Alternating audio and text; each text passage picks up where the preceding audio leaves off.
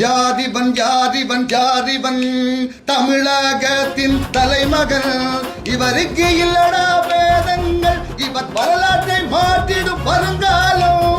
திரும்பும் திசையெல்லாம் விஜய் பேச்சு, அவர் குணத்துக்கு முன்னால் எவன் இருப்பான்? பாரு விசில் பாரு. அனைவருக்கும் வணக்கம். நான் இந்திய இசை பேராசிரியர் எம் தேவபாலன். நான் தற்பொழுது இலங்கையிலே மன்னாரில் நின்று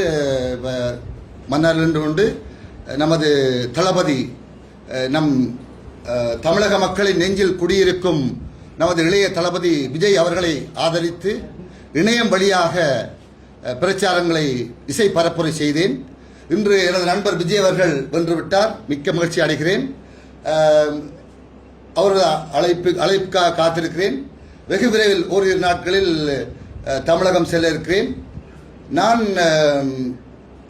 என்னுடைய பணிகள், அதாவது நீண்ட நாட்களாக இலங்கையில் பாடல்கள், கச்சேரிகள், ப்ரோக்ராம் செய்வது, பாடசாலைகளில் நடுவராக செல்வது மற்றும் ஒரு இசை சம்பந்தமான எந்த நிகழ்ச்சிகளுக்கு என்னை அழைத்தாலும் டிக்கெட் போட்டு அழைச்சாங்கன்னா நான் வந்து அதில் என்னால் முடிஞ்ச ஒரு விஷயத்தை பண்ணிட்டு போகிற ஒரு வழக்கம்.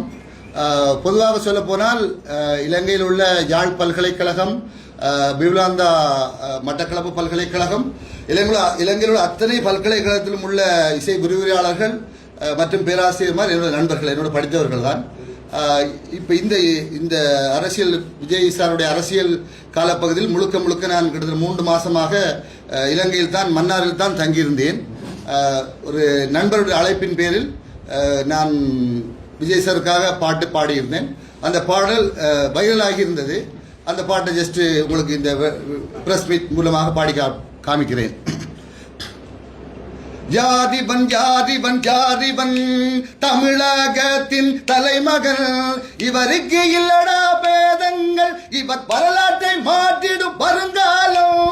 திரும்பும் திசையெல்லாம் விஜய் பேச்சு, அவர் குணத்துக்கு முன்னால் எவன் இருப்பான்?